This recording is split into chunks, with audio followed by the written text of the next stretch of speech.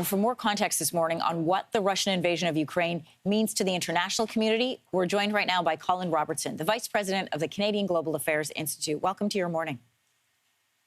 Thanks, Anne-Marie. I wish it was under less tragic circumstances. Absolutely. As a former diplomat, why did diplomacy fail here? Well, because Mr. Putin wouldn't take yes for an answer from the West. There were offers to try and improve the situation, but Putin, I think, was determined to go ahead. We saw this on Monday night, and after his National Security Council speech conference, in which he gave this long speech in which he talked about he gave a kind of potted view of history from his perspective, that Russia had to expand, to reintegrate Ukraine as an integral part of Russia. It's something he wrote about last summer, and it's something he's decided to stick to. I think he's turning 70 this year. I think he's trying to establish his place in history. It'll be a sorry place in history. What is his larger plan? Well, I think he wants to replace the current government in Ukraine and put in a government that is more favorable to Russia, as they had prior to 2014. So I think first objective is to basically knock out the Ukrainian government, occupy probably not for a long time, because that will bring all sorts of problems that you've reported on Ukrainian resistance.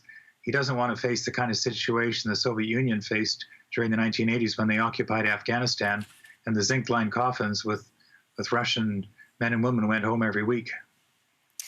NATO has said this morning it's going to do what it takes, and Russia has warned them not to get involved. What happens next?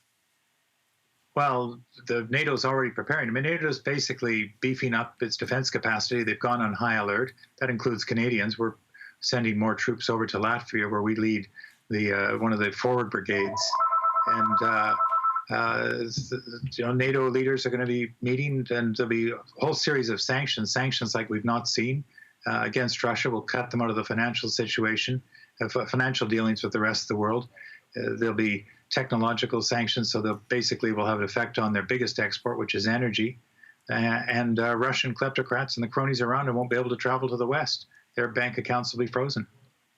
What kind of military support do you think that we're going to see head into Ukraine? We've already heard, I mean, it's only hours old, and we've already heard top officials saying we cannot hold them off on our own. We're going to do our best. We're going to arm our citizens, but the resistance that we have can only last so long.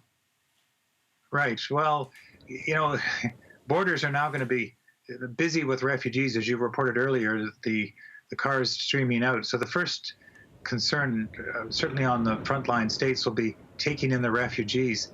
Yes, there'll be some provision of arms, but immediate precedence has got to go to the people trying to get out, and to try and get some sense of the situation, and how long the Russians plan to stay there, and what the resistance is going to be. The Ukrainians have a certain amount of arms, but getting new stuff in this chaotic situation, remember, the air traffic has all been shut down. It's going to be very difficult. What do you see the biggest challenges in the hours to come, Mr. Robinson? I mean, it is just about 4 o'clock in the afternoon there. Evening and nighttime are coming. Well, it's just trying to get a sense of what's going on. The fog of war, chaos, as you earlier reported, it's hard to tell. We're relying on all sorts of media and different intelligence. The immediate problem is going to be refugees fleeing out of Ukraine, because they border with a number of NATO states, Slovakia, Hungary, Poland, and Moldova. So that's going to be the big challenge, is what do we do with all the people that are now going to come in, and there will be people that follow. And of course, there's going to be casualties in Ukraine. And how does the Red Cross and others help those who are dislocated? Because it's not just people fleeing Ukraine, it's also people in Ukraine who are going to be dislocated.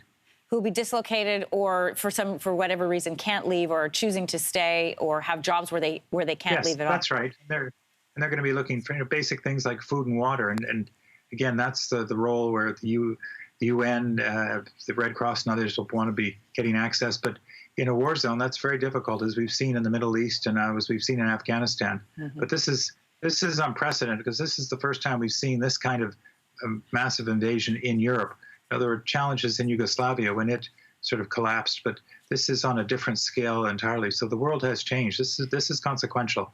One of the things people turn to, diplomats such as yourself is that they need help in getting out. So if they can't drive out, is it possible? We're going to see calls for Canada to send planes to either get Canadian Ukrainians out How does that Yeah, happen in and I just don't see when you're at war. It's where we're not going to send in planes that may get shot down. So, in the immediate moment, it will be Ukrainians trying to get themselves out, crossing their frontiers into. They have visa-free access into Europe, and they border on a whole number of European Union countries. So that'll be the first pressure. Biggest borders, I think, are with Poland and Romania, but also Hungary and Slovakia and Moldavia on the other side. But they'll be basically heading to the West and European Union nations, because that's what ultimately Ukraine wants, to join the European Union and would like someday to be a member of NATO. If they were a member of NATO, we'd be at war with Russia today. Colin Robinson, thanks for your time this morning. Thanks, Anne-Marie. Hey, thanks for watching. If you liked this, be sure to subscribe here, or you can check out more Your Morning videos right here.